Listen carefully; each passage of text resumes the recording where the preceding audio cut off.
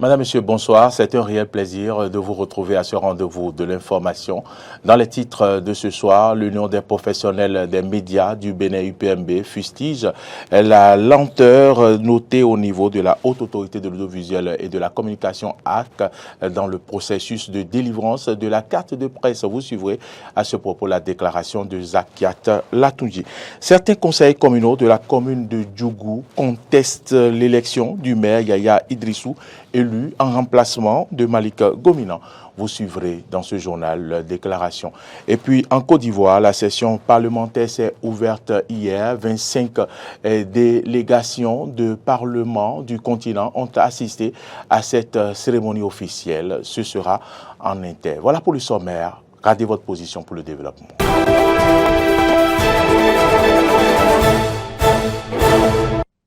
Merci à toutes et à tous pour l'attention et bienvenue dans ce journal. Je vous l'annonçais en titre, l'Union des professionnels des médias du Bénin, UPMB, fustige la lenteur notée au niveau de la Haute Autorité de l'Audiovisuel et de la Communication, AC, dans le processus de délivrance de la carte de presse par la voix de sa présidente, l'Union à la Maison des médias de Cotonou pour la dénoncer, a dénoncé donc la situation pour un prompt rétablissement de la revendication. L'UPMB a lancé l'opération Ma carte de presse. Je l'exige maintenant. Suivez un extrait de la déclaration lue par Zakiat Latunji, présidente de l'UPMB. Le Bureau exécutif national de l'Union des professionnels des médias du Bénin est interpellé depuis plusieurs mois par le triste sort fait aux acteurs des médias qui sont privés de leur carte de presse, dont l'importance pour l'accomplissement diligent et sécurisé de leur métier n'est pourtant plus à démontrer. Dans notre pays, en effet, seule la détention de la carte de presse, dans l'absolu, confère le titre de journaliste, comme l'attestent d'ailleurs les dispositions de la loi 2015-07 portant Code de l'information et de la communication en République du Bénin.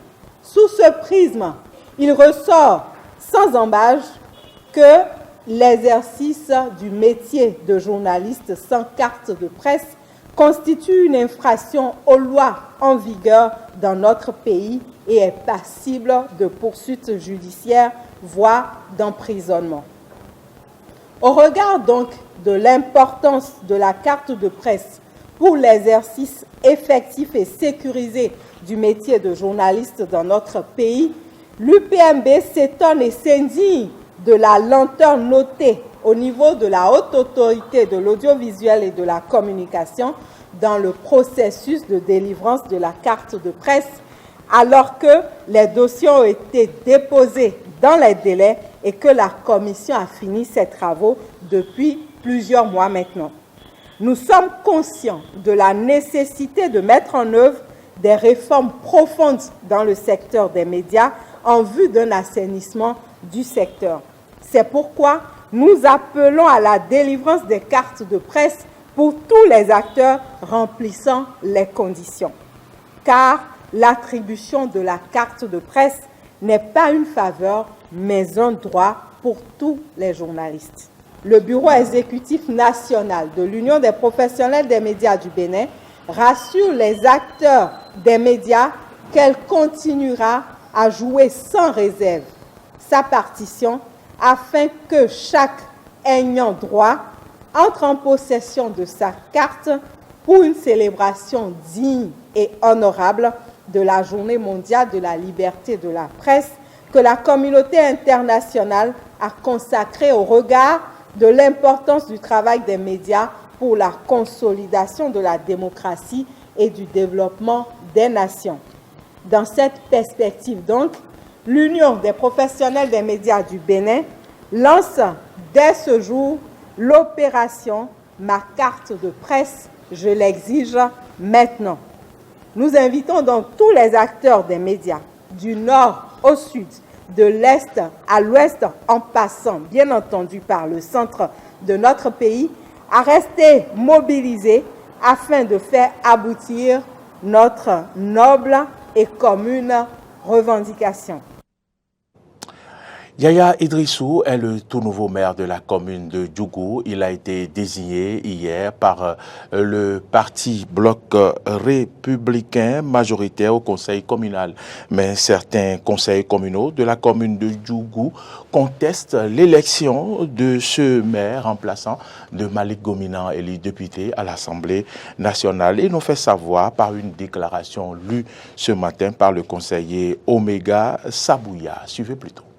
Yaya, désigné par le SGL du BN, ne fait pas de consensus au sein du conseil communal et même au sein de toute la population. Le samedi 1er avril, une autre convocation de la session a été adressée aux conseillers pour une session extraordinaire ce lundi 3 avril 2023. Cette session de ce jour, qui a été consacrée à la désignation de M. Idrissou Yaya comme maire de Djougou, a été ouverte alors que le quorum n'a pas été atteint. 12 conseillers sur 32 ont répondu présents à cette session, soit 20 conseillers absents.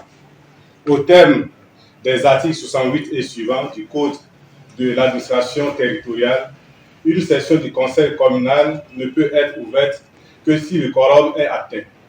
Le quorum étant de 17 conseillers dans le cas d'espèce. En plus, la convocation a été adressée aux conseillers le samedi 1er avril 2023 à 22 h, un jour non ouvrable, même si la date de prise d'arrêté consacrant la désignation de ce nouveau maire a été trichée. À la fermeture des bureaux le vendredi à 17 h, l'arrêté du préfet n'avait pas été enregistré. Nous tenons à prendre les populations de Djougou à témoin pour dire que ce qui se passe est dans le but de détruire l'élan de développement de la commune sous des fins individuelles et inavouées. Ce passage en force nous apprend une chose fondamentale. Au sein du BR, il y a les puissants ABT et les autres. Nous voudrions informer les populations de Djougou qu'il y a des conseillers avertis qui se battent pour le développement de la commune. Nous prendrons toutes les dispositions juridiques pour faire annuler cette installation illégale qui vient d'être faite. Patience et longueur de temps font plus que force, ni que rage, dit La Fontaine. Vive la commune de Djougou, vive le Bénin, vive la démocratie. La parole du gouvernement Wilfried Léandre Humbedi s'est prononcé sur la violation des droits de certains prisonniers. C'était au cours d'une émission spéciale ce dimanche. Il a rappelé le principe d'égalité des citoyens devant la loi. Suivez ici ses propos. Le gouvernement, il fait ce qu'il a à faire. Il gère à peu près 15 000 ou 16 000 prisonniers globalement dans tout le pays. Et il doit les gérer de la même façon, suivant ce que les tests ont prévu, suivant les catégories d'infractions qui ont amené les uns et les autres et ce que ça appelle comme pratique pénitentiaire. C'est de ça qu'il s'agit. Mais il ne s'agit pas que si quelqu'un est de mon village, ou si quelqu'un est de ma famille, ou quelqu'un est de mon bord politique, qu'on lui fasse différemment de ce qu'il serait fait à d'autres. Non. Et ça, c'est le devoir du gouvernement. Traiter les uns et les autres de la même manière, conformément à ce que les tests ont prévu. Les ONG font leur travail.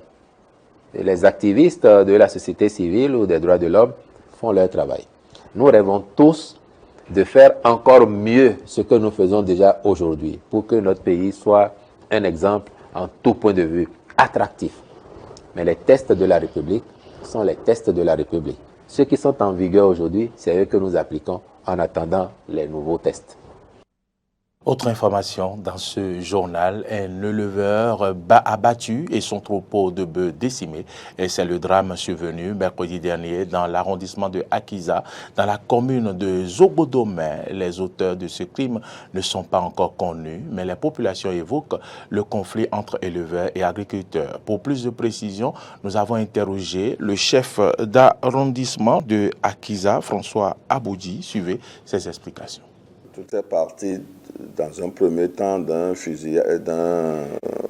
habitant de la zone, plus précisément du village d'Akadjamé, qui a été braqué par les Peuls.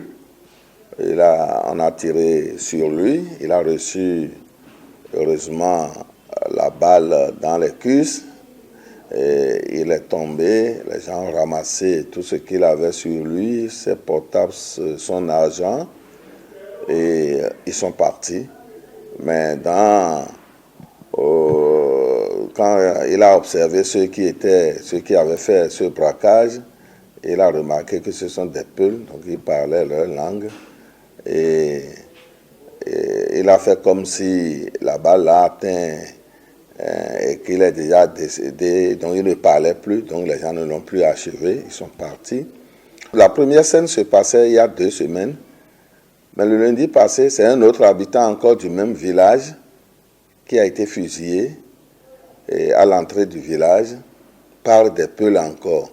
Malheureusement, cette fois-ci, ça a été plus grave parce que la balle a atteint le cou et l'épaule de l'intéressé, et lui aussi actuellement est à l'hôpital. On en était là quand, avec ces 2 braquages, nous ne savons pas, je ne peux pas dire avec précision ce qui s'est passé, mais on a été saisi de ce que un camp Peul, pas un camp Peul, un endroit où les Peuls viennent s'installer avec leurs bœufs, que cet endroit a été pris d'assaut dans la nuit, mais par qui je ne saurais le dire. Et il y a eu, on a retrouvé sur les lieux une vingtaine de bœufs qui sont morts, et la police a été donc saisie, la mairie, tout le monde a fait le déplacement et ils sont allés constater les faits. Et on en était là quand le propriétaire du troupeau disait qu'il y a un de ces bouviers qu'il n'a pas retrouvé. Et c'est comme ça, on est en train de rechercher, ils sont en train de faire les fouilles et ils sont allés découvrir maintenant le corps de ce bouvier-là qui a été atteint, selon les dires des gens, qui a été atteint par balle et est décédé sur les lieux. La police, la mairie, bon, ils ont fait le nécessaire, ils sont allés sur le terrain, on a enlevé le corps. Il semble que présentement le corps serait à la morgue. Donc les enquêtes sont en cours. Les enquêtes sont en cours pour pouvoir déterminer les causes réelles donc, de cette situation. L'arrondissement de Kiza est une zone de culture. Il n'y a que ça qui nourrit la population. Mais les Peuls transhumants ont envahi le milieu. Et il n'y a pas de jour, les habitants de cet arrondissement ne se plaignent. Il n'y a pas de jour. On a détruit mon champ, on a détruit mon champ. Et la pluie a commencé. C'est là le vrai problème. Quand la pluie commence, normalement, les gens devaient se replier. C'est-à-dire que ces transhumants-là qui sont venus dans le milieu, dès que les cultures ont commencé, automatiquement, ils doivent faire demi-tour. Ce qui n'avait pas été le cas. On a parlé du 15 mars, où les gens doivent partir. 15 mars est arrivé, ils sont encore là. Et c'est des plaintes tous les jours. La nuit, il devient de plus en plus difficile de circuler sur certaines routes à Abomey-Calavi. Le constat a été fait par Atu Ouendo. Suivez son reportage. Une route éclairée permet une bonne visibilité la nuit, mais certains usagers d'Abomey-Calavi jouissent à peine de ces éclairages. En Calavi, il y a certaines zones où ce n'est pas éclairé. Et donc ça ne donne pas assez de confiance parce qu'il y a beaucoup d'insécurité dans ces zones. Il y a des lampadaires qui ne travaillent pas. Dans certaines zones, il y a de l'obscurité presque un peu partout. Et cet état de lieu crée des accidents. Sincèrement, on endure ce pèlerinage-là qui nous crée beaucoup d'ennuis sur la voie. Il arrive très souvent qu'il y a des trous même sur la voie même n'est pas bien praticable. Et ça nous crée des ennuis. Quand tu prends un client, lorsque tu as des motos encore devant ou des véhicules, tu tombes dans le trou facilement.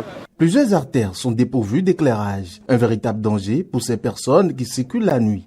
Si au moins le gouvernement peut penser à ça, quand on descend un peu à la décentralisation au niveau du CA, peut s'associer au maire pour qu'on pense et éclairer un peu la voie, ça va nous soulager beaucoup.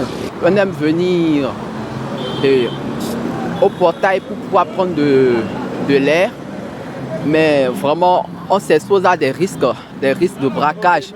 Cela pourra engendrer des braquages dans ces zones parce que ce n'est pas si sécurisé au fait. Cette situation qui perdure inquiète plus d'un face au grand risque d'accidents de circulation et au braquage. Le maire Angelo Arwandino est vivement interpellé. Nous interpellons le maire d'Abomey Calavi pour régler un tant soit peu cette situation, que les lampadaires soient réparés pour que la lumière soit.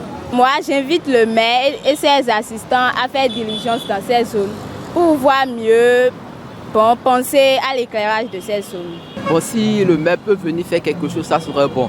Placer des lampadaires pour qu'on puisse avoir de la lumière, ça serait bon. Nous demandons humblement au maire de penser à cela, à leur conseil municipal, on n'a qu'à penser à ça pour, avec les panneaux solaires qui sont actuellement, ils peuvent toutefois faire quelque chose pour ça. Vivement que les... En Côte d'Ivoire, la session parlementaire 2023 s'est ouverte hier. Dans ce même temps, se tenait la conférence des présidents d'assemblée et de section de la région Afrique de l'Assemblée parlementaire de la francophonie. Suivez le commentaire. Parmi les pays hôtes figurent l'Afrique du Sud, le Rwanda, l'Algérie, le Sénégal ou encore le Niger. Cette cérémonie a été présidée par le président de l'Assemblée nationale du Gabon, M. Faustin Boukoubi. Au cours de cette assemblée, le président de l'Assemblée nationale du Niger, Sine Oumourou, a proposé la mise en place d'un organe interparlementaire pour mutualiser les efforts dans la lutte contre le terrorisme. Le président de l'Assemblée nationale ivoirienne, Adama Bictogo, a exhorté les parlementaires à garder un esprit de cohésion en cette année électorale. Cette cérémonie solennelle marque l'ouverture d'une session parlementaire qui va durer 9 mois. 15 textes de loi devraient être étudiés. Parmi ceux-ci figurent notamment un projet de loi pour améliorer l'emploi des jeunes ou encore la promotion des startups numériques. Madame, Monsieur, c'est ici que prend fin cette édition. Merci de votre fidélité et surtout merci de nous avoir suivis. L'information continue, vous le savez, sur nos différentes plateformes, YouTube, Facebook, Twitter et sur notre site internet www.benin-eden.tv. Vous pouvez également nous suivre en téléchargeant notre application, c'est Eden TV Diaspora FM sur Play Store ou App Store. Bonne suite de nos programmes et bonsoir.